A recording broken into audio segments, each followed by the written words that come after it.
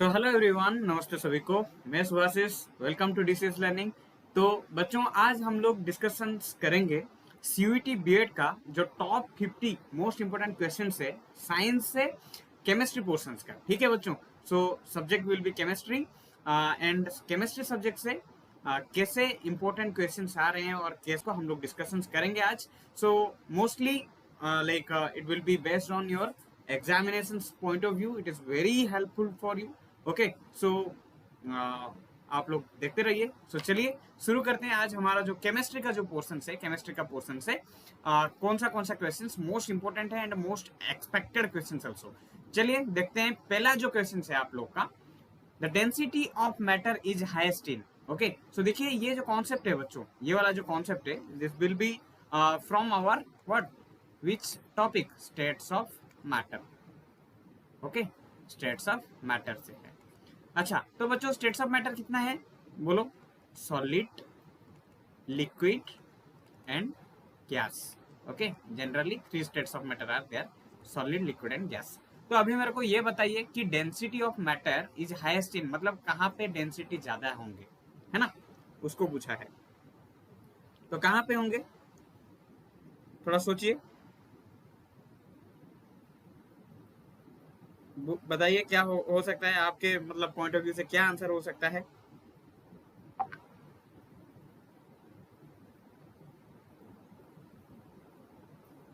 Okay so देखिए क्या हो सकता है यहाँ पे। जैसे कि हमें पता है बच्चों, डेंसिटी का फॉर्मूला क्या है, लॉजिकली देखिए, डेंसिटी का फॉर्मूला क्या है? मास अपॉन वॉल्यूम।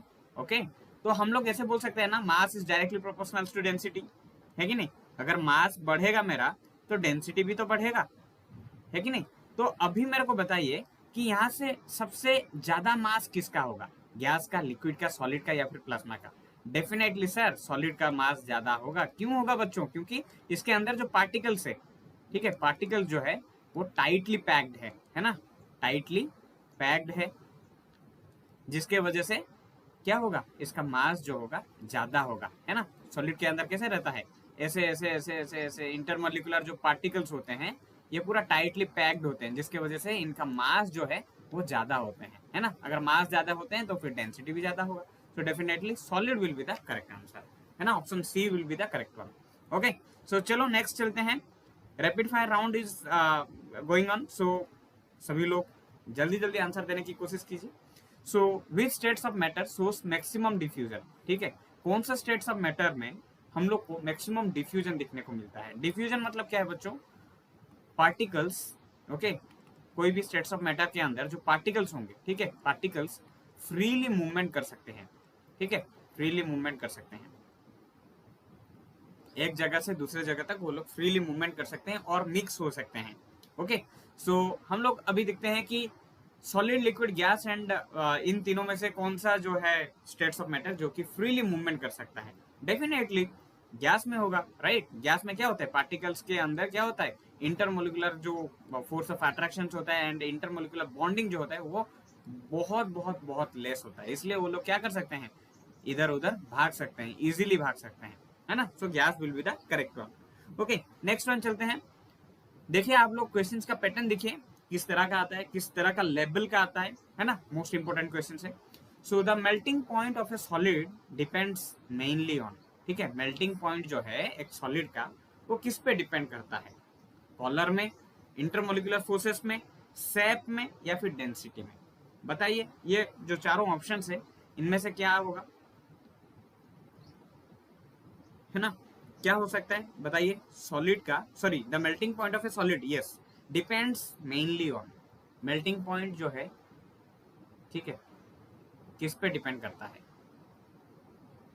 डेफिनेटली एक सॉलिड लेते हैं, ठीक है, इसको अगर हम लोग क्या करते हैं, आग दे देते हैं नीचे से, ठीक है, इसको हीट करते हैं, है ना, इसको हीट करेंगे हम लोग, तो फिर क्या होगा बच्चों, इनके अंदर जो पार्टिकल्स होंगे, ठीक है, ये जो सॉलिड है, let's say this is my ice particle, okay, sorry ice है, ये मेरा आइस है, आइस एक सॉलिड है ना।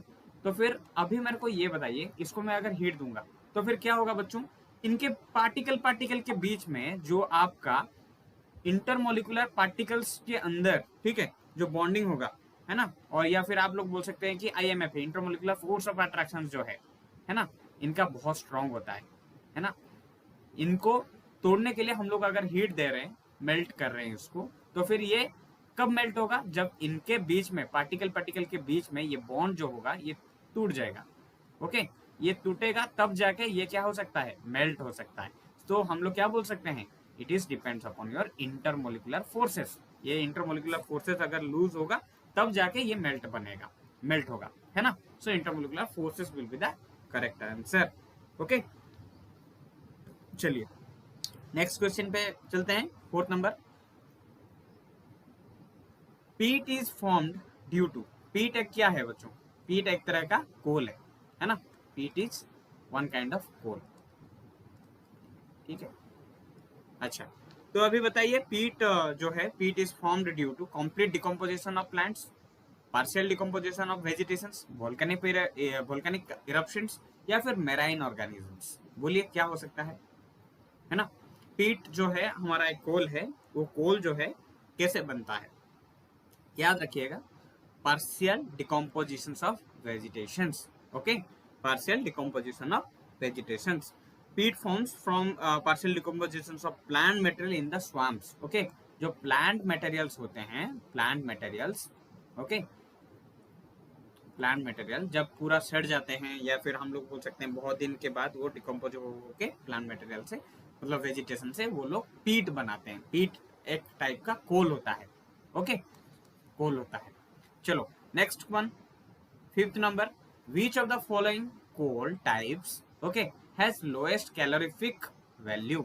ओके, कौन सा कोल इनमें से जो है, मतलब जो टाइप्स ऑफ कोल है, सबसे कम मतलब कैलोरीफिक वैल्यू किसका है, वो पूछ रहा है, ठीक है। क्वेश्चन नंबर 5 देखते हैं किसका होगा।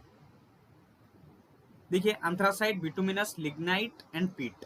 सबसे लोएस्ट बच्चों, सबसे लोएस्ट जो है वो पीट का है, याद रखना, सबसे लोएस्ट इसका है, किसका है, पीट का है। ओके, क्यों, इसमें सबसे less carbon present, less carbon, या फिर लेस कार्बन लाइक पार्टिकल्स हम लोग बोल सकते हैं, ठीक है, पार्टिकल्स प्रेजेंट होते हैं, लेस कार्बन पार्टिकल्स प्रेजेंट होते हैं। ओके, चलो, इसलिए वो लोएस्ट कैलोरीफिक वैल्यू देगा। अगर जिसमें ज्यादा कार्बन पार्टिकल्स रहेंगे उसमें ज्यादा कैलोरीफिक वैल्यू रहेंगे, है ना। Are you all getting my point. आप लोग वीडियो को पॉज कीजिए, सबका आंसर्स आप अपने तरफ से सोचिए और आंसर्स का जवाब देते रहिए और इसको प्रैक्टिस कीजिए। ओके, चलिए question number 6। Carbon 12 and carbon 13 differ in number of what, protons, electrons, neutrons and orbitals. बोलिए क्या हो सकता है। आप लोग को दे दिया गया है C12 एंड C13, इनमें से मतलब इसमें क्या डिफरेंसेस है, इन दोनों के बीच में क्या डिफरेंसेस है, इसलिए ये कार्बन 12 है और ये कार्बन 13 है। इस दोनों में से दोनों कार्बन ही कार्बन है। देखो यहाँ पे चीज ये है, दोनों कार्बन है, लेकिन बच्चों यहाँ पे न्यूट्रॉन्स का डिफरेंसेस दिखने को मिलता है ना, न्यूट्रॉन्स का डिफरेंसेस दिखने को मिलता है। इसलिए क्या होगा, मतलब इसमें कार्बन 12 दिखाई देता है और इसमें कार्बन 13 दिखाई देता है। ओके, ठीक है, सबको समझ में आ रहा है, क्योंकि ये दोनों में ना proton, number of proton same रहेंगे, है ना, number of proton will be same, ठीक है, नंबर ऑफ प्रोटॉन सेम है, लेकिन सिर्फ न्यूट्रॉन ही डिफरेंट रहेंगे। इसके वजह से कार्बन 12 एंड कार्बन 13 है, न्यूट्रॉन आर डिफरेंट। ओके, याद रखना बच्चों, these are most important and very important questions. Okay, चलो, the species that can donate a proton is called। हाँ, ये बताइए, बहुत बढ़िया सवाल है ना। the species that can donate a proton, मतलब एक स्पीसीज है जो कि आपका एसिड भी हो सकता है, बेस भी हो सकता है, ऑक्साइड भी हो सकता है, कुछ भी मतलब होगा, तो फिर वो क्या कर सकता है, आपका प्रोटॉन को डोनेट कर सकता है, ठीक है, प्रोटॉन को डोनेट कर सकता है। कौन सा होगा यहाँ से, क्या हो सकता है, डेफिनेटली बच्चों एसिड जो है आपका क्या कर सकता है, प्रोटॉन डोनर कहला जाता है ना, प्रोटॉन डोनेट कर सकता है, प्रोटॉन डोनर है, ठीक है। According to what? आप लोग को पता होगा ब्रोंस्टेड लोरी थ्योरी, है ना, ब्रोंस्टेड लोरी थ्योरी, इसके हिसाब से हम लोग क्या करते हैं ना, प्रोटॉन देते हैं, ठीक है, प्रोटॉन देता है, एसिड प्रोटॉन देता है, ओके। सो इसलिए acid will be the correct one, and base जो है वो एक्सेप्टर होता है, ओके। समझ समझ समझ लो, ये सब बेसिक चीज है, समझ लो, ठीक है। Then question number 8, okay, which of the following is amphoteric? Okay, amphoteric, okay, which of the following is amphoteric? What do you mean by amphoteric? amphoteric का मतलब क्या है? एम्फोटेरिक मतलब दोनों एसिड एंड बेस को वो शो करता रहेगा अपना natures, okay. Which of the following is amphoteric? बोलो तो NaCl होगा, NH4OH होगा, LOH3 होगा, या फिर HCl होगा? बोलो, सोचो थोड़ा, क्या हो सकता है? एम्फोटेरिक का मतलब ये भी हो सकता है कि आपका जो मटेरियल है या फिर सब्सटेंस है, कोई भी एक सब्सटेंस है, वो क्या हो सकता है, एसिड एंड बेस दोनों के साथ वो क्या कर सकता है बच्चों, रिएक्ट करेगा, बोथ के साथ वो करेगा, ठीक है। That is why we call the nature as amphoteric in nature, okay. So चलो अभी देखते हैं कौन सा होगा। NaCl ये तो सल्ट हो गया, ओके। NH4OH ये भी एक मतलब हाइड्रोक्सी ग्रुप लगा दिया है यहाँ पे, NH4OH ये भी नहीं होगा। HCl ये तो टोटल एसिड में आ जाता है, ये भी नहीं होगा। तो फिर रहा कौन, LOH3, okay. So this one will be our correct answer, okay. LOH3 जो है this is our amphoteric in nature, okay. समझ लो, एलिमिनेशन मेथड के थ्रू से भी आप लोग डिलीट कर सकते हो ऑप्शंस को, ओके। चलो question number 9, as soon as possible, which transition involves absorptions of latent heat of fusion? Okay, which transitions involves absorptions of latent heat of fusions? Okay, बताइए क्या हो सकता है। यहाँ पे हम लोग लेटेंट हीट ऑफ फ्यूजन्स को एब्जॉर्ब कहाँ पे करते हैं, फ्रीजिंग में, मेल्टिंग में, कंडेंसेशन में, या फिर डिपोजिशंस में। देखिए बच्चों, लेटेंट हीट ऑफ फ्यूजन्स क्या है, याद रखिए। लेटेंट हीट ऑफ फ्यूजन्स मतलब, देखिए यहाँ पे मैं एक ले लिया एक बीकर जैसे, ठीक है, इसको मैं हीट कर रहा हूँ अभी, ओके, इसको मैं अभी हीट कर रहा हूँ। तो देखो ये जो हीट मैं पहले अभी मतलब पहले जब मैं आग लगाऊंगा, ठीक है, ये आग, ठीक है, ये जो आग जो है बच्चों, यहाँ पे कुछ तो एक है मटेरियल्स, ठीक है, लेट से कुछ भी है यहाँ पे, ओके, हम लोग उसको मेल्ट कर रहे हैं, ओके, हम लोग उसको हीट दे रहे हैं मेल्ट करने के लिए। तो फिर यहाँ पे जो हीट पहले से आप लोग देंगे, ये पहले तो ये जो बिकर को गर्म करने के लिए, ठीक है, गर्म करने के लिए जितना एनर्जी उसमें खत्म होगा ना, या फिर जितना एनर्जी उसमें एब्जॉर्ब होगा, that is called as latent heat of fusion, okay. समझने की कोशिश करो बच्चों, पहले मैंने एक बिकर ले लिया, उसको मैंने आग दिया, तो वो जो अमाउंट ऑफ आग, ठीक है, वो जितना एनर्जी यहाँ पे दे रहा है ना इसको पहले से इनिशियल में, ठीक है, वो क्या कर रहा है बच्चों, इनिशियली हम लोग आग दे रहे हैं, तो फिर ये जो बिकर मैंने लिया है ये कुछ तो हीट होगा, है ना, हीट होना शुरू करेगा। वो हीट होने के लिए, वो बिकर हीट होने के लिए जितना अमाउंट ऑफ हीट हम लोग यहाँ से आग के माध्यम से दिए, so that is called latent heat of fusion. So यहाँ पे एब्जॉर्प्शन हो गया है हीट का, तो कब कब किया जाता है, फ्रीजिंग में, मेल्टिंग में, कंडेंसेशन में, डिपोजिशन में। एक्सपेरिमेंट को दिखकर ही पता लग जाता है, एक्टिविटी को दिखकर ही पता लग जाता है कि sir this is melting, okay. Option B melting होगा, है ना, option B will be the correct one. Next question, चलिए, in solid particles vibrate about, okay, in solid particles, okay, in solids, okay, in solids में particles vibrate about random positions, fixed positions, circular paths, no motions. बताइए क्या होगा। Video को pause कीजिए और answer को देते रहिए, okay, this is very very very important, okay. चलिए बोलिए कहाँ पे होगा। इन solid particles vibrate about, particles vibrate about कहाँ पे होगा। हम लोग को पता है बच्चों, जो हमारा सॉलिड है, ओके, लिक्विड है या फिर गैस है, ये सभी चीजों में ना जो भी पार्टिकल्स होंगे, जो भी कंस्टिट्यूएंट पार्टिकल्स जो होंगे इनके अंदर, ठीक है, वो पार्टिकल्स क्या होंगे बच्चों, ऑलवेज वाइब्रेशनल मोड में रहेंगे, ठीक है, ऑलवेज वाइब्रेशनल मोड में रहेंगे, ठीक है, याद रखना। वाइब्रेशनल मोड में क्यों रहेंगे, क्योंकि इनके अंदर जो है क्या है, काइनेटिक एनर्जी प्रेजेंट है, ठीक है, काइनेटिक एनर्जी प्रेजेंट। तो फिर बच्चों यहाँ पे एक चीज है कि सॉलिड में जो है, सॉलिड में क्यों, मतलब देखो यहाँ पे पूछा गया है सॉलिड का केस, मतलब यहाँ पे पूछा गया है, तो फिर हम लोग क्या बोल सकते हैं, यहाँ पे सॉलिड का नेचर क्या है पहले वो समझ लो। सॉलिड में क्या होता है बच्चों, पार्टिकल जो है कॉम्पैक्टली साइज होते हैं, है ना, यहाँ पे पूरा अटैच हो के पूरा टाइटली पैक्ड हो जाते हैं। ओके, जिसके वजह से हमारा क्या होता है, टाइटली पैक्ड होने के कारण यहाँ पे क्या होता है, रैंडम मूवमेंट नहीं हो सकता है। तो फिर यहाँ पे जो पार्टिकल्स हैं वो अपना पोजीशन में, फिक्स्ड पोजीशन में ही वो लोग क्या करेंगे, वाइब्रेट करने लगेंगे, है ना, फिक्स्ड पोजीशन में ही। So that's why the answer will be fixed position, क्योंकि यहाँ पे मूवमेंट करने के लिए जगह ही नहीं है। क्यों नहीं है, क्योंकि इंटरमोलिकुलर फोर्स ऑफ अट्रैक्शन ज्यादा है। ओके, देन आपका इंटरमोलिकुलर बॉन्डिंग ज्यादा है। ओके, IMB मैं लिख लेता हूँ शॉर्ट फॉर्म में, आप लोग को याद रखना होगा, intermolecular force of attraction between the particles is more high.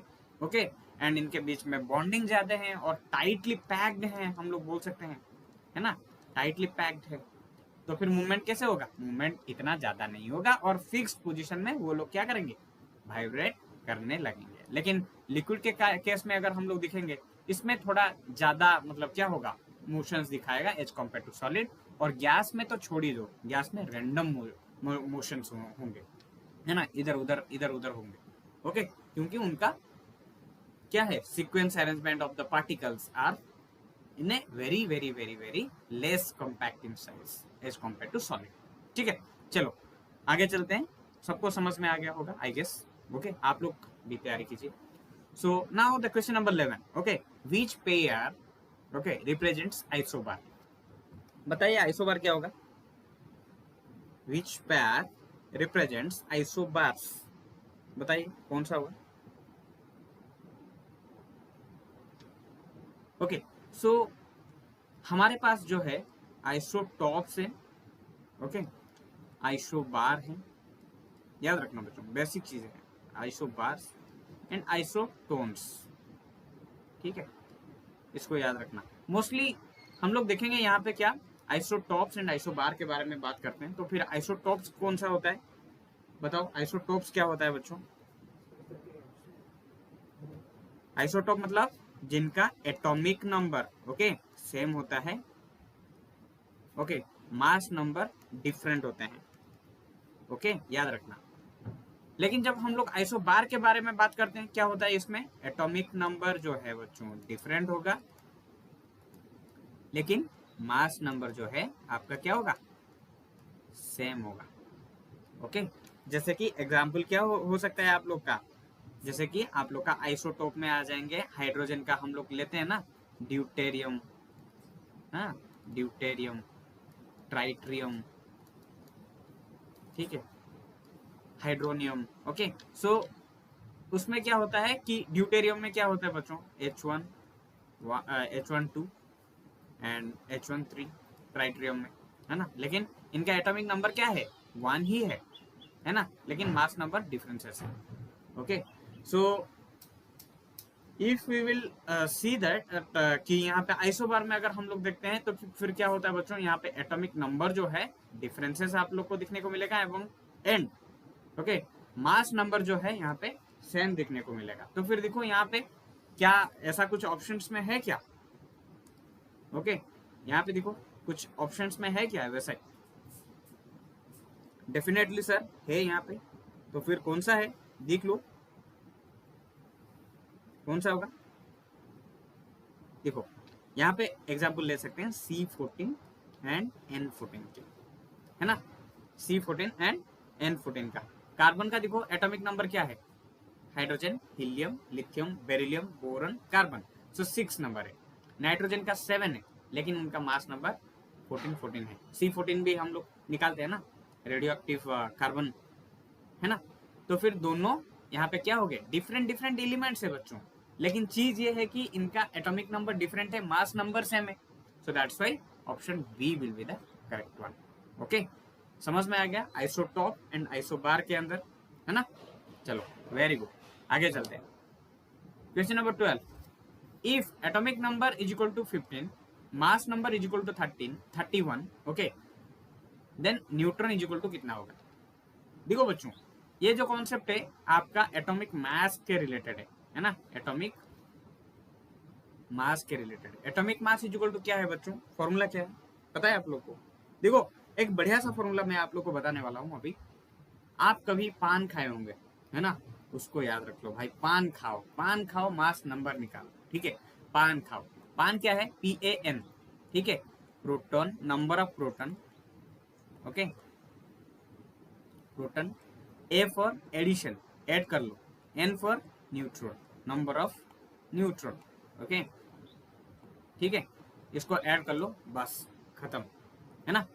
Number of proton plus number of neutron, पान खाओ, मास नंबर निकालो, ठीक है, वो वाला चीज है। तो P फॉर आप लोग ले लो 15 प्लस नंबर ऑफ न्यूट्रॉन क्या है बच्चों, नंबर ऑफ न्यूट्रॉन हम लोग को पूछा गया है, लेट से N ले लेते हैं हम लोग, okay. Then is equal to atomic mass कितना दिया है हम लोग का, 31 दिया है। सो 31 माइनस 15 कर लो, N का वैल्यू आ जाएगा, कितना आ रहा है बच्चों, 16। Option B 16 is the correct answer, okay, 16 will be the correct answer, okay. सबको समझ में आ रहा है, बहुत इजी ट्रिक है। चलो आगे चलते हैं। Question number 13, the first proton removed from H3PO4 forms, okay. देखो क्वेश्चन नंबर 13 देखो क्या होगा, the first proton removed from H3PO4 then what it will form, क्या बनेगा, ठीक है। जैसे कि यहाँ पे मेरा H3PO4 है, यहां से मैं क्या करूंगा बच्चों, H3PO4 से मैं H+ निकाल दूंगा, ठीक है। माइनस में इसलिए लिख रहा हूं क्योंकि यहाँ से निकाला गया है, ठीक है। तो फिर क्या बनेगा बच्चों, डेफिनेटली सर यहाँ पे H2 बन जाएगा, H2PO4 बन जाएगा। PO4 यहाँ पे ऊपर माइनस हो जाएगा क्योंकि यहाँ पे H हम लोग दे दिया है ना, इसको निकाला गया है। सो इसलिए क्या बनेगा, H2PO4 माइनस बनेगा। देखो इट्स ओके, सभी को समझ में आ रहा है, option B will be the correct one, okay. Next चलो, बहुत इजी है। Which salt undergoes hydrolysis in water, बच्चों हाइड्रोलिसिस मतलब क्या है, हाइड्रोलिसिस मतलब adding of water, okay, adding of water, ठीक है। Which salt undergoes hydrolysis in water, पानी में अगर हम लोग मिलाएंगे तो फिर कौन सा सॉल्ट यहाँ पे जो है वो पानी के साथ मिक्स हो जा रहा है, ओके। हाइड्रोलिसिस मतलब मिक्स हो जाना, ठीक है, पानी के साथ सॉल्ट प्लस वाटर बन सकता है। तो देखो कौन सा सॉल्ट है ऐसा, देखते हैं क्या हो सकता है आंसर इसका।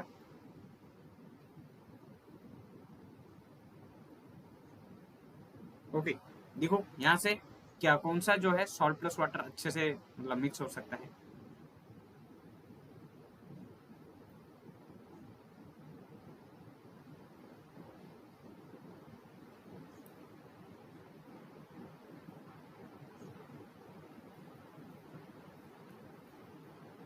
ओके। सो बच्चों यहाँ पे with salt undergoes hydrolysis in water, okay. तो देखो यहाँ पे अगर हम लोग NH4NO3 को लेते हैं, ठीक है, NH4NO3 को लेते हैं, तो फिर बच्चों यहाँ पे क्या होगा ना, हमारा जो NH3 है, ओके, NH3 जो है बच्चों ये एक वीक बेस है, ओके, वीक बेस है।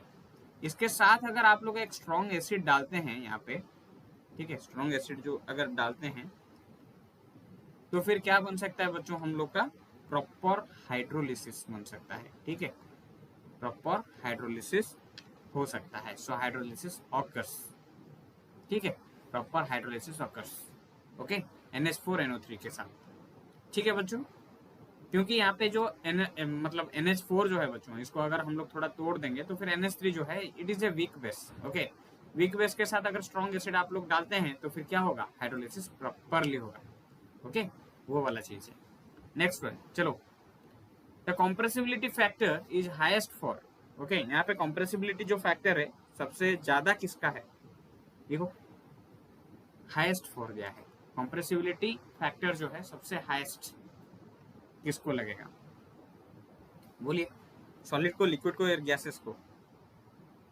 Definitely sir gases will be the correct answer, क्योंकि गैसेस को जो है आप लोग क्या कर सकते हैं, हाईली कंप्रेस कर सकते हैं, है ना, हाईली कंप्रेस कर सकते हैं। क्यों, क्योंकि इनका पार्टिकल्स जो है, ठीक है, पार्टिकल्स जो है intermolecular force between the particles are very less, है ना, पार्टिकल्स का जो IMF है जो है वो क्या है, वेरी लेस है।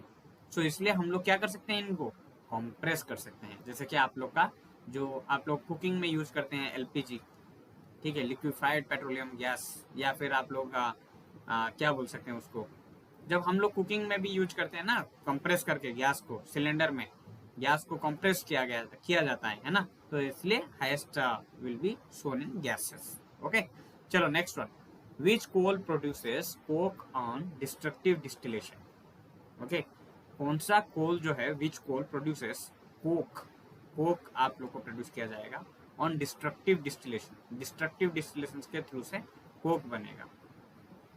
बोलो क्या हो सकता है।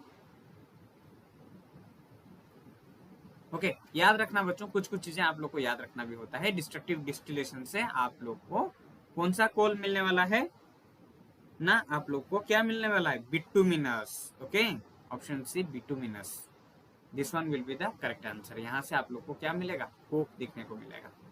ठीक है, कोल का जो है कोक देखने को मिलेगा आप लोग को, कोक। ओके, काला काला जैसे कोक।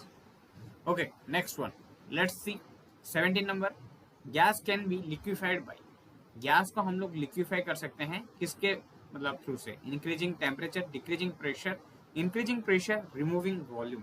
बताइए क्या होगा।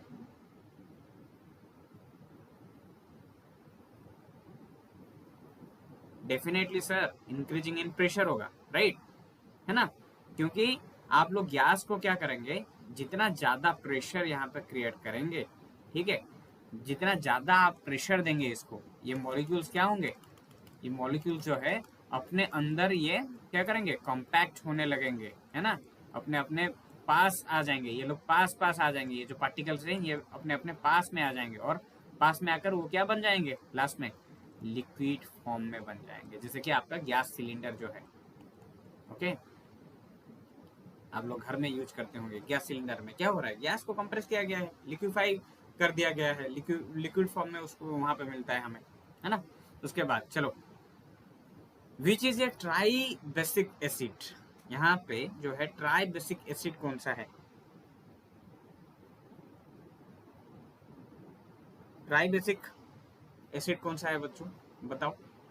देखो यहाँ पे कितना हाइड्रोजन है, यहाँ पे देखो कहाँ से हम लोग को मिल सकता है, H3PO4 से, H3PO4 से, क्यों, क्योंकि यहाँ पे 3 हाइड्रोजन है ना बच्चों, 3 हाइड्रोनियम आयन है यहाँ पे, सो that's why it is what, H+ ion यहाँ पे 3 है ना, H+ आयन जो है यहाँ पे number of H+ ion is 3, so that's why H3PO4 will be the tri-basic acid.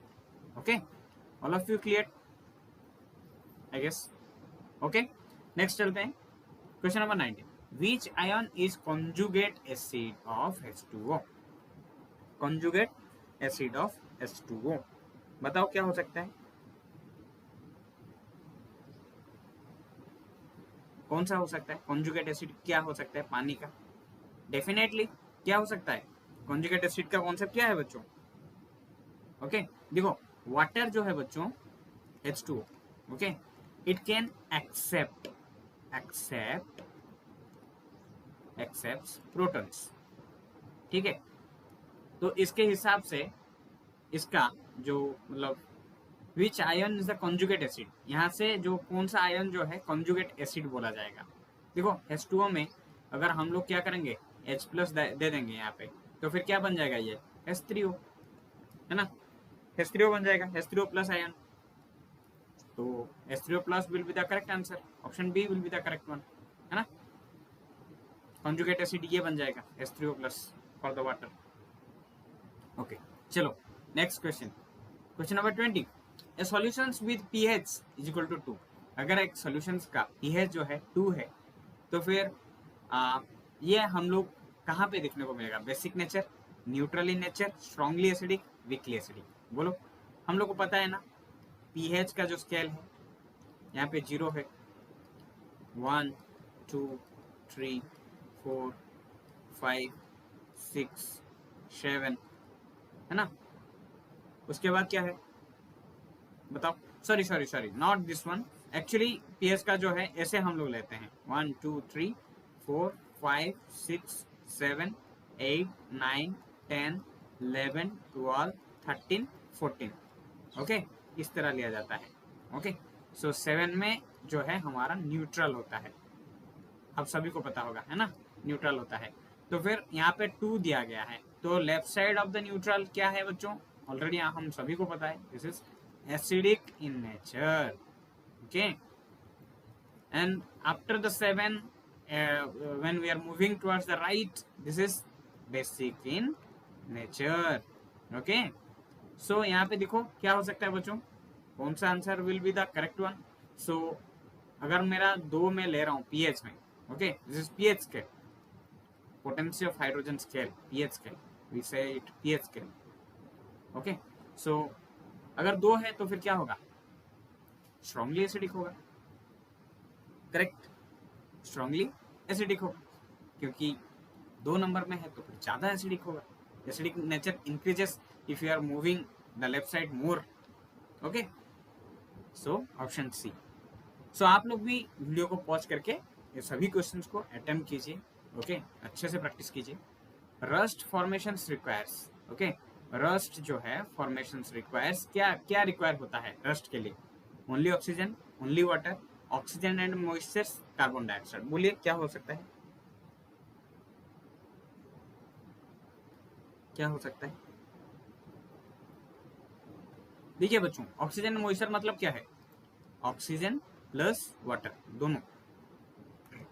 Okay, rust मतलब क्या होता है, जब हम लोग क्या करते हैं, एक आयरन में रस्ट कब लगता है, जब ये आयरन हमारा कांटेक्ट में आता है, किसका किसका, O2 में एंड वाटर में, ठीक है, सॉरी H2, ये दोनों में जब ये कांटेक्ट में आता है आयरन, तब ये रस्ट फॉर्म कर लेता है, रस्ट हो जाता है, जंग लग जाता है, ठीक है।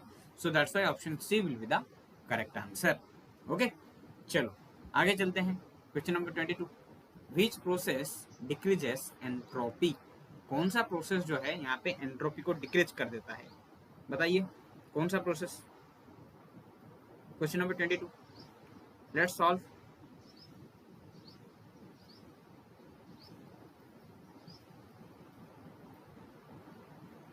बताओ,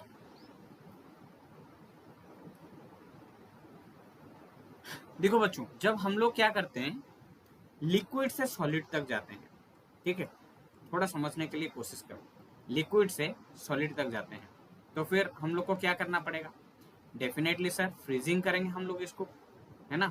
जब फ्रीजिंग की बात आता है, तब फ्रीजिंग में क्या होता है बच्चों, फ्रीजिंग में हम लोग क्या करते हैं, फ्रीजिंग में इनका जो पार्टिकल्स का जो मोशन है ना, पार्टिकल जो मोशन में होंगे उसको हम लोग क्या कर देते हैं, उसको डिक्रीज कर देते हैं, है ना।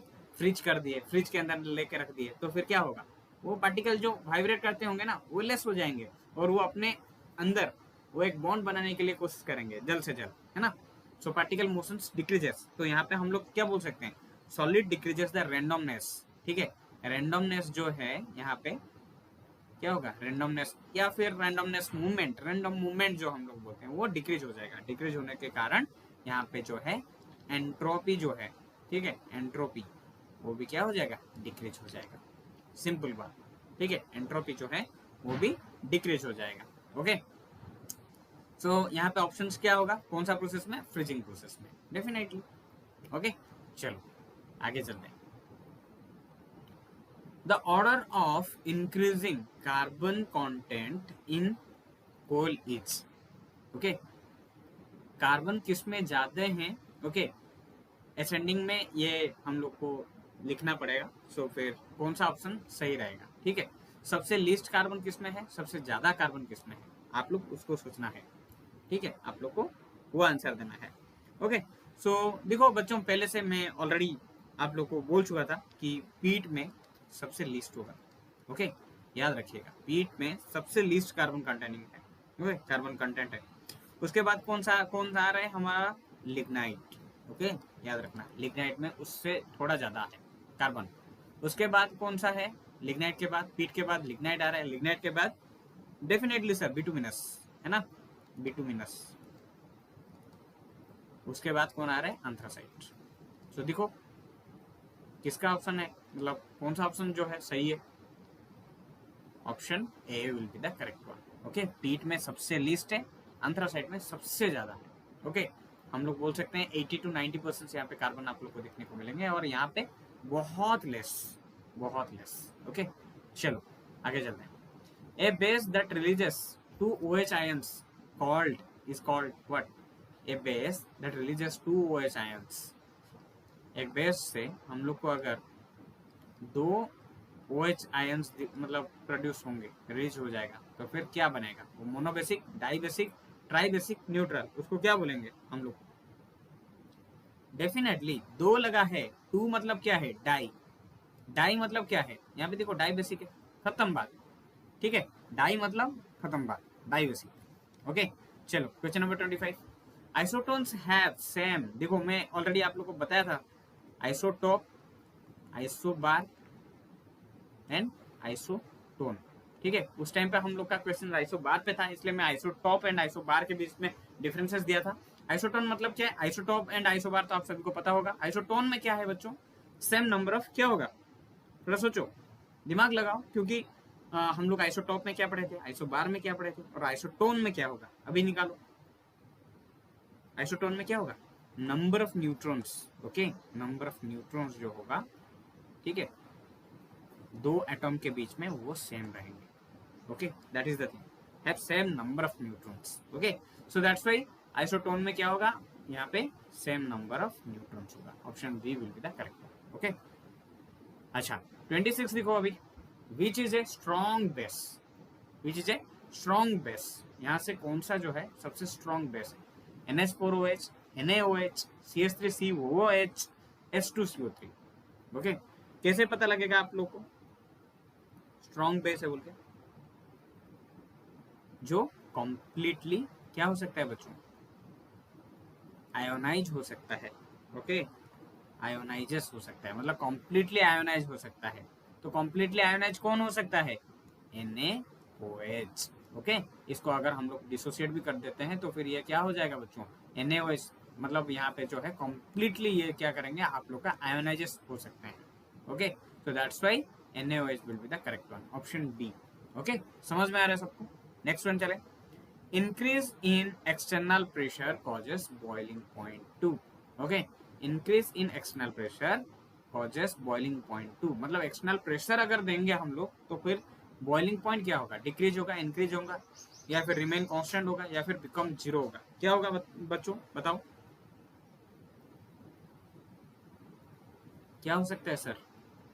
27, एक्सटर्नल प्रेशर अगर हम लोग देंगे तो फिर बॉइलिंग पॉइंट को क्या होगा?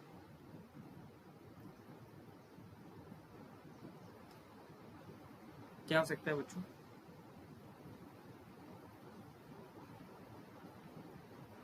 एक्सटर्नल प्रेशर अगर मैं हाई दूंगा तो फिर बॉइलिंग पॉइंट जो है मेरा हाई होगा, है ना? मैं अगर एक्स्ट्रा प्रेशर ज्यादा दूंगा तो फिर बॉइलिंग पॉइंट क्या होगा बच्चों? मेरा हाई ही होगा, है ना? सो फिर इंक्रीज हो जाएगा। ठीक है, एक्सटर्नल प्रेशर अगर मैं हाई दे रहा हूँ तो फिर ये इंक्रीज होगा, बॉइलिंग पॉइंट जो है इंक्रीज होगा। प्रेशर में दूंगा ज्यादा तो बॉइल होगा जल्दी, है ना? चलो आगे चलते हैं। During condensations, okay, kinetic energy of molecules क्या होगा? क्या हो सकता है? 28, during condensations kinetic energy of molecules increases, decreases, remain same, become infinite. क्या हो सकता है बोलो?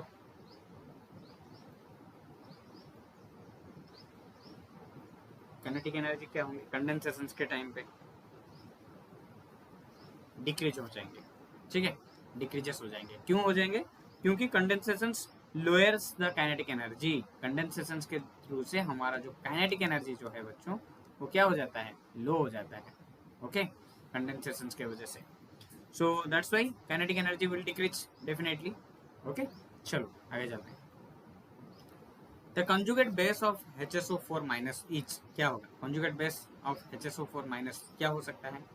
H2SO4, HSO4 2 minus, SO3 2 minus, S2 minus, क्या हो सकता है 29 में? HSO4 क्या कर सकता है बच्चों? याद करो, ये हमारा हाइड्रोजन को लॉस कर सकता है ना? हाइड्रोजन को लॉस कर सकता है, तो फिर ये लॉस होगा तो फिर क्या बन सकता है हमारा यहाँ पे? SO4 2 minus. Okay, okay, SO4 2 minus हो जाएगा, है ना। Are you getting my point? सबको समझ में आता होगा I guess. Okay, SO4 2 minus हो जाएगा, so option B will be the correct one. Okay, चलो आगे चलते हैं। Which salt is formed from weak acid and weak base? कौन सा सॉल्ट यहाँ पे, सॉल्ट इज फॉर्म्ड फ्रॉम, मैंने कौन सा सॉल्ट जो है यहाँ पे week acid and weak base से अगर हम लोग इसको रिएक्ट करेंगे तो फिर एक सॉल्ट फॉर्मेशन होगा। कौन सा सॉल्ट है वो? याद रखना बच्चों, NH4, okay, NH4 CH3 COO, this is formed due to weak acid and weak base. Okay, option A will be the correct one. Okay, क्योंकि यहाँ पे NH3 प्लस CH3 COOH जो है आपका ऐड हो जाएंगे और यहाँ पे मिलके क्या बना देंगे, NH4 CH3 COO. Okay, that is the thing. Okay, चलो, this is the weakest base, this is weak base हम लोग बोल सकते हैं। Okay, this is weak acid, है ना, CH3 COOH, है ना, वीक एसिड। तो यहाँ पे NH4 CH3 COO देखने को मिलेगा। ओके, चलो, which process is exothermic? Sublimation, vaporisation, freezing and melting. क्या होगा आप लोग बताइए, कौन सा जो है यहाँ पे जो प्रोसेस है वो एक्सोथर्मिक इन नेचर है? देखो बच्चों, एक्सोथर्मिक मतलब क्या है, रिलीज द हीट, है ना, रिलीज द हीट। जब हम लोग क्या करते हैं बच्चों, लिक्विड में, ओके, लिक्विड से सॉलिड तक आते हैं तो क्या होगा बच्चों, लिक्विड कुछ तो अपना मतलब अंदर से गैस को रिलीज करेगा, है ना, RELEASC, ओके, रिलीज हीट या फिर गैस को, heat as a form of gas, okay, so release करेगा तब जाके ना ये सॉलिड बन सकता है। तो फिर क्या होगा, फ्रीजिंग, ओके, फ्रीजिंग करेंगे तब जाके इसको क्या मिलेगा हम लोग का, मतलब हीट जो है इवॉल्व आउट होगा, रिलीज होगा। ओके, चलो नेक्स्ट वन। दोनों चीजों को याद रखो बच्चों, दो प्रोसेस है, एक्सोथर्मिक मतलब हीट रिलीज होना, एंडोथर्मिक मतलब क्या है, हमें खुद एनर्जी देना पड़ेगा, हमें कुछ एनर्जी को प्रोड्यूस करना पड़ेगा, सब्सटेंस को देना पड़ेगा, ओके, कन्वर्जन के लिए। ओके, चलो आगे चलते हैं।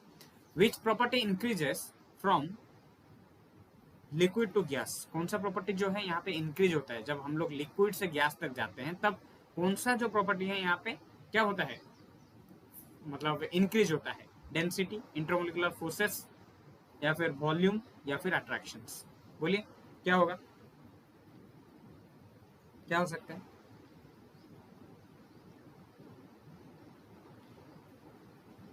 बताओ बच्चों, क्या हो सकते हैं यहाँ पे?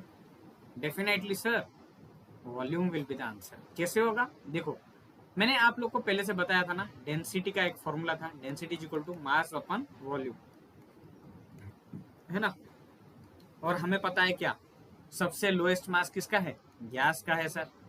तो फिर गैस का अगर सबसे लोएस्ट मास होगा, इसका मतलब यह है कि उसका वॉल्यूम ज्यादा होगा, है ना। अगर इसका मास कम है तो फिर वॉल्यूम ज्यादा होगा, हो सकता है ना, वॉल्यूम ज्यादा होगा तभी जाके इसका डेंसिटी पूरा लो है ना, इन gas. So that's why volume ज्यादा होना चाहिए। इंटरमोलिकुलर फोर्सेस तो ज्यादा नहीं हो सकता है, क्योंकि अगर इंटरमोलिकुलर फोर्सेस ज्यादा हो गया तो फिर ये सॉलिड का केसेस में होता है, not in gas cases, right. यहाँ पे दिया है क्या, लिक्विड टू गैस दिया है, अट्रैक्शन भी उतना नहीं होगा, है ना। तो फिर वॉल्यूम जो है आपका सही आंसर होगा, तो volume will be the correct one. Okay, थोड़ा सोचिए, क्रिटिकली सोचिए, क्योंकि साइंस का जो क्वेश्चंस होते हैं ना, थोड़ा क्रिटिकली आप लोग को सोचना पड़ेगा कि हाँ कैसे मतलब अटेम्प्ट करेंगे ताकि आंसर जो है सही हो सकता है ना। Next one, strong acid in water produces. Okay, एक स्ट्रॉन्ग एसिड को ले जाएंगे हम लोग, ओके, एक स्ट्रॉन्ग एसिड है हमारे पास, इसको हम लोग क्या करेंगे, वाटर के साथ ऐड कर लेंगे। ओके, तो हम लोग को क्या दिखने को मिलेगा, स्ट्रॉन्ग एसिड के साथ वाटर अगर हम लोग ले जाते हैं तो फिर क्या दिखने को मिलेगा, few H+ ions, no ions, complete ionization, weak conjugate acid. क्या होगा बताइए?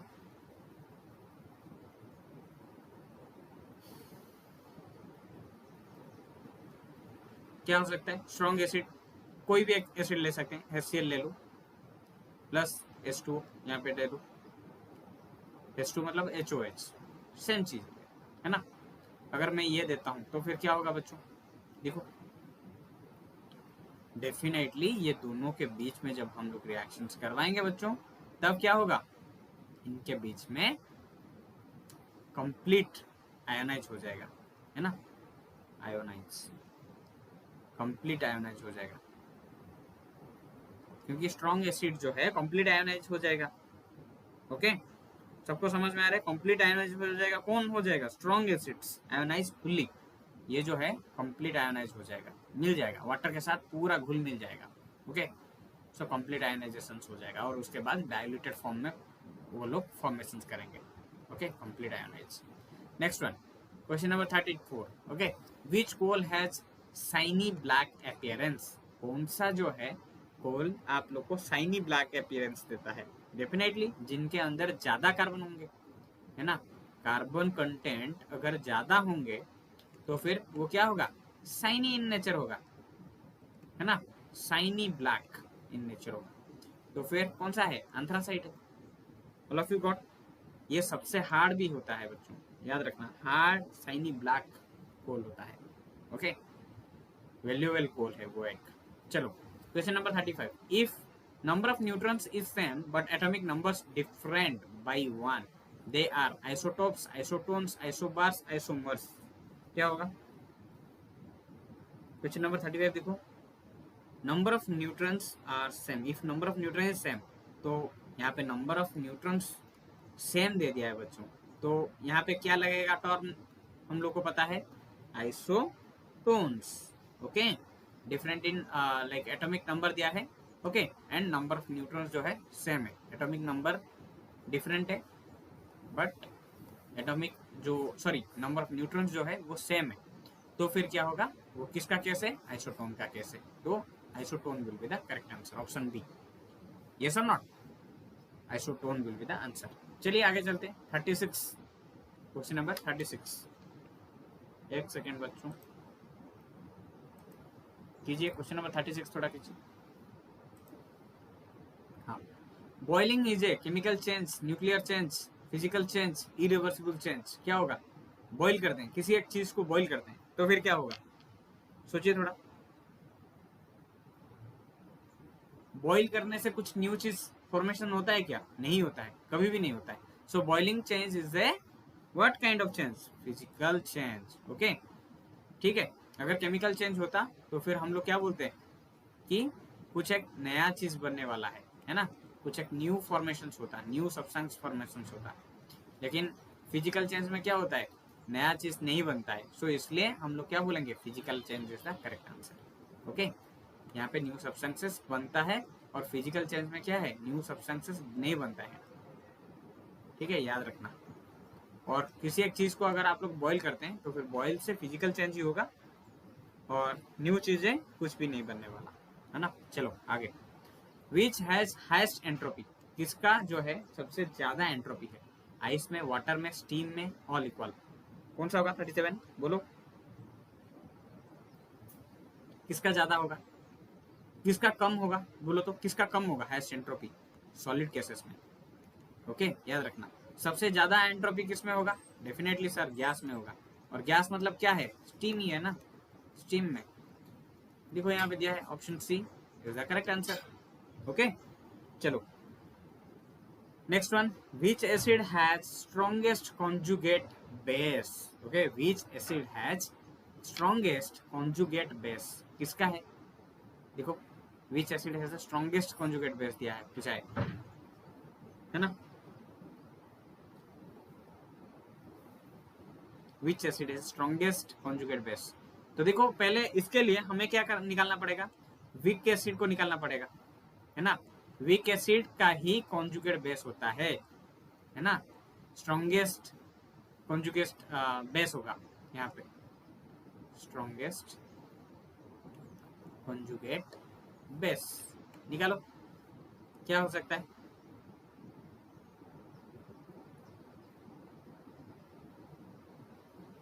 CH3COOH, this will be the correct one. Okay, this will be the correct one. This is the but which acid has strongest conjugate base, मतलब week acid है, ये सबसे week acid है ना. मैं पहले भी आप लोग को बताया था वीक एसिड है. ओके, वीक एसिड में आपका सबसे स्ट्रॉन्गेस्ट कॉन्जुगेट बेस होगा. ओके, चलो नेक्स्ट वन, क्वेश्चन नंबर 39.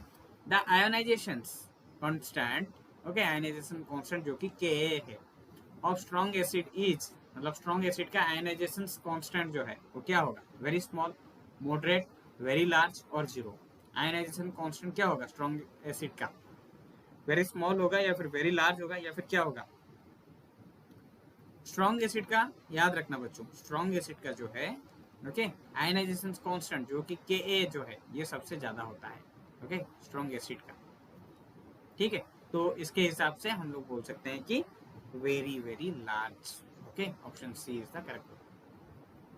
चलो, during melting potential, okay, during melting potential energy of particles, potential energy of the particles क्या होता है मेल्टिंग के दौरान? Decreases, increases, remains zero, becomes negative. क्या होगा melting point, sorry during melting, melting के वक्त क्या हो सकता है पोटेंशियल एनर्जी को?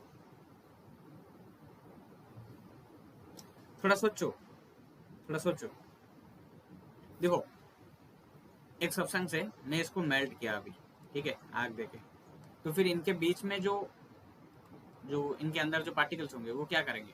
रेंडमली मोशंस करने लगेंगे, इधर उधर भागेंगे, they will move from here and there, है ना. तो फिर यहाँ पे पोटेंशियल एनर्जी का क्या हो रहा है? पोटेंशियल एनर्जी जो है during melting, potential energy of particles decreases, increases, क्या होगा?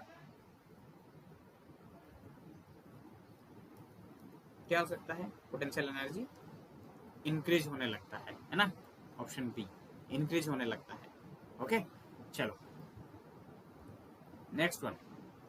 विच of the following is acidic salt? यहां से कौन सा जो है एसिडिक सॉल्ट है? विच of the following is acidic salt?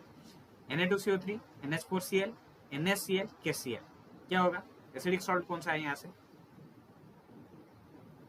बताइए? Weak base plus strong acid. Okay, याद रखिए, weak base plus strong acid give rise to acidic salt. Okay, always acidic salt. ये फॉर्मूला है एसिडिक सॉल्ट के लिए. Weak base के साथ strong acid देंगे तो स्ट्रॉन्ग एसिड डोमिनेट कर देगा वीक बेस को, है ना, तो वो लोग क्या बना देंगे? एसिडिक सॉल्ट बनाएंगे. तो यहाँ से कौन सा जो है एसिडिक सॉल्ट है? ठीक है, याद रखना बच्चों, कौन सा हो सकता है? NH4Cl. ओके, NH4Cl ये जो है हमारा एसिडिक सॉल्ट है. ठीक है, ओके, चलो आगे चलते हैं. So option B will be the correct one for the 41. Okay, next one. 42. The conversion of solid to liquid and liquid to gas involves decreasing energy, increasing energy, no energy changes, chemical reactions. बताइए क्या हो सकता है?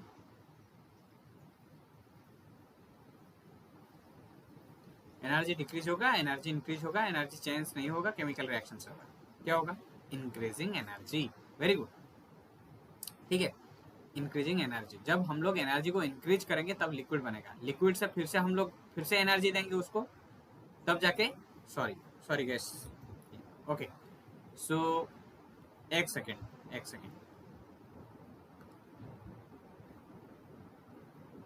हम लोग थे 41 पे, 42 पे. ओके, सो यहाँ पे मैं एनर्जी दूंगा. ओके, तो लिक्विड बनेगा. फिर से मैं अगेन एनर्जी थोड़ा और दूंगा ताकि ये गैस बनेगा. तो एनर्जी इंक्रीजेस. ओके, चलो नेक्स्ट वन. सबको समझ में आ गया होगा, है ना. Next one. Which coal is hardest and most compact? सबसे मतलब ज्यादा जो हार्डेस्ट कोल है और कॉम्पैक्ट है कौन सा है? मैंने आप लोग को बताया था ऑलरेडी. कौन सा होगा? ऑप्शन डी, एंथ्रासाइट, है ना. सबसे hard, compact, more carbon, okay, more carbon containing as well as shiny black, ज्यादा shiny black. okay, इसमें दिखने को मिलता है एंथ्रासाइट में. Okay, next one.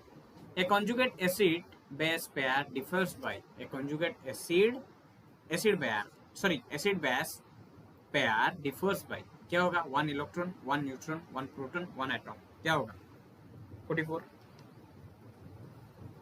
एक कंजुगेट एसिड बेस पेयर में हर बार याद रखना 1 प्रोटॉन, ठीक है 1 प्रोटॉन, ये ही डिफरेंस आप लोग को दिखने को मिलेगा, एक H+ आयन ही आप लोग को डिफरेंसेस देखने को मिलेंगे, ठीक है, और कुछ भी नहीं है, ओके याद रखना। सो 1 proton will be the correct answer. चलो आगे चलते हैं। Which of the following has least intermolecular spaces? किसके बीच में लीस्ट इंटरमोलिकुलर स्पेसेस है, बहुत कम इंटरमोलिकुलर स्पेसेस हैं, किसके बीच में, लिक्विड में, सॉलिड में, गैस में, प्लाज्मा में, क्या होगा, देखो सॉलिड में क्या होगा बच्चों, इंटरमोलिकुलर स्पेसेस होंगे क्या, होंगे क्या, नहीं होंगे, क्योंकि इनके बीच में जो है टाइटली पैक है ना, इंटरमोलिकुलर स्पेसेस जो है बहुत लीस्ट है, यहाँ पे दिखने को मिलेगा बहुत least. In comparison to liquid क्या होगा, इनके बीच में है intermolecular force, sorry intermolecular spaces, लेकिन थोड़ा मॉडरेट लेवल में है ना। अगर हम लोग गैस के बीच में बात करते हैं तो फिर क्या होगा, पूरा लीस्ट होगा, सॉरी पूरा हाई इंटरमोलिकुलर स्पेसेस होंगे, है ना। तो फिर सबसे लीस्ट कौन सा है, सॉलिड में है, definitely solid will be the answer. Okay next one 46 which acid shows stepwise dissociations, कौन सा जो एसिड यहाँ से जो है वो स्टेप वाइज आप लोग को डिसोसिएशंस दिखाएगा। Always remember H2SO4, okay sulphuric acid यहाँ पे जो है वो आप लोग को क्या दिखने को मिलेगा, कैसे डिसोसिएट होगा बच्चों, ये step by step, okay dissociate होने लगेगा। डिसोसिएट मतलब क्या है, तोड़ना, खुद को तोड़ेंगे वो, okay that is the simple thing. Okay okay बच्चों समझ में आ रहा है सबको, जैसे कि H plus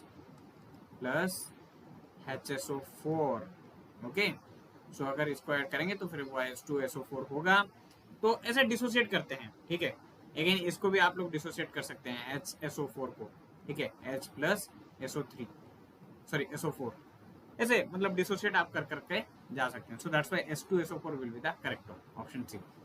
okay next one चले, a basic solution turns red litmus to, basic solution में अगर हम लोग रेड लिटमस डालेंगे तो फिर वो क्या बनेगा, ये तो सबसे इजी है सर। अगर एक बेस है, ठीक है, उसमें अगर मैं रेड लिटमस डाल दूं, this is my red one, red litmus समझ लो, रेड लिटमस है, हालांकि ब्लू कलर का है, फिर भी रेड लिटमस समझ लो इसको, ठीक है। रेड लिटमस अगर मैं बेस के अंदर डाल दूं तो फिर क्या बनेगा मेरा, डेफिनेटली ब्लू, रेड लिटमस जो है वो ब्लू में कन्वर्ट हो जाएगा। So option B will be the correct answer. Okay next one, rusting is accelerated in, rusting is accelerated in dry air, vacuum, salty water, pure oxygen only, क्या होगा, rusting is accelerated, इसका मतलब ये होता है rusting ज्यादा किस में होंगे, रस्टिंग ज्यादा किस में होंगे, डेफिनेटली सॉल्ट वाटर में।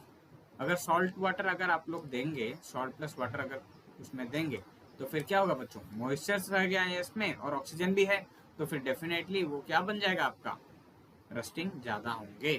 ओके ठीक है, और साल्ट जो है वो हेल्प करेंगे किसमें, मतलब आयरन को तोड़ने में, ओके ब्रेकिंग करने में वो हेल्प करेंगे, ठीक है। ब्रेक करके उसमें पानी अगर हम लोग दे देंगे तो फिर वो जंग फॉर्मेशन हो जाएगा, वहां पे रस्टिंग फॉर्मेशन हो जाएगा। Okay next one, which change increases randomness most, which change, solid to liquid, liquid to gas, gas to solid, freezing, क्या होगा, रैंडमनेस सबसे ज्यादा किसमें होंगे, सोचो, ये सबसे इजी है ना, गैस में, गैस में दिखने को मिलता है रैंडमनेस ज्यादा, मतलब काइनेटिक एनर्जी इसमें ज्यादा होंगे, है ना, काइनेटिक एनर्जी इसमें ज्यादा होंगे। So liquid to gas will be the correct answer, option B will be the correct answer. Okay so next one, again question number 50, the Bronsted Lowry theory defines acids as, क्या होगा, acid को ब्रोंस्टेड-लोरी theory के हिसाब से क्या बोला जाता है, एसिड क्या कर सकता है, electron donor, proton donor, electron acceptor, salt farmer. हम लोग ये पहला क्वेश्चन में शायद किए थे, है ना, क्या किए थे, प्रोटॉन डोनर, एक एसिड जो है आपका वो प्रोटॉन दे सकता है, ठीक है, H+ आयन को दे सकता है, ओके डोनर, H+ डोनर, ठीक है, इसलिए हम लोग क्या बोलेंगे, प्रोटॉन डोनर बोलेंगे। ओके सो आज का सेशंस में हम लोग 50 सवाल तो कर लिए. So again we will meet in our next video and next most important questions from chemistry section. सो वीडियो में बनते रहिए. जिनको भी कुछ भी डाउट हो रहा है तो आप लोग कमेंट सेक्शन में भी लिख सकते हैं या फिर हमें डायरेक्टली कांटेक्ट करके भी आप लोग पूछ सकते हैं. और क्वेश्चंस डिस्कशंस आप और भी हम लोग करेंगे अप टू द एग्जाम. सो बनते रहिए वीडियो में. मिलते हैं अगले और एक नया सेशंस में. नमस्ते.